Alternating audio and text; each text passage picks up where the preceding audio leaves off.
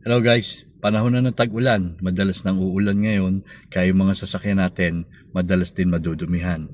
Napakamahal guys ng pagpapakarwash, halos 250 kasama tip. Kung araw-araw uulan yung sasakyan mo, araw-araw mo papakarwash, mamumulubi ka. So gawin nyo itong ginagawa ko.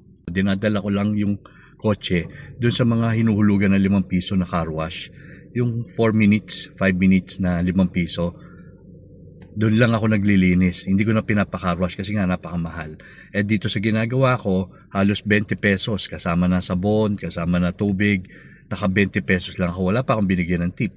Guys, ito yung Kiko's Car Wash. Dito lang to sa San Vicente. 5 piso lang ang magagastos nyo.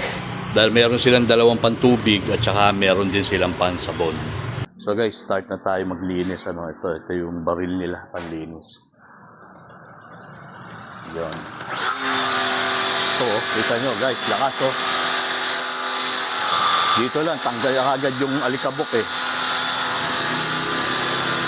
Maganda rito hindi mo na kailangan punasan para matanggal yung alikabok. Tanggal ka agad alikabok dito sa lakas ng pressure.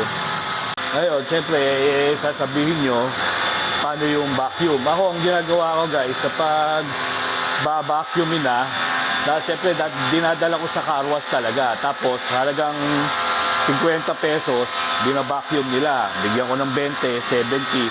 Napakalaki pa rin yung natitipid ko. Ngayon, kung meron kayong vacuum, pwede nyo naman vacuumin. Mas makakatipid talaga kayo. Sa akin kasi, parang ginagawa ko na lang exercise tong pagpupunat para pawisan. So guys, 5 piso to Pero nahugasan ko na yung buong kotse. So ganun lang guys, kadali. Tapos ganun din kamura.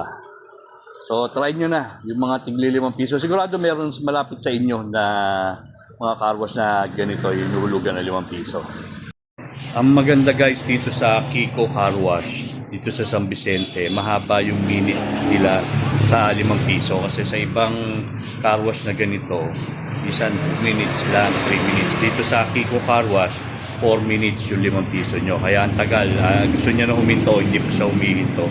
Dahil hindi pa niya natatapos yung 4 minutes. Ayan na guys, tapos na. Walang 10 minutes. Napunasan na rin. Ganun lang kasandali. Pinawisan pa ako, nakapag-exercise.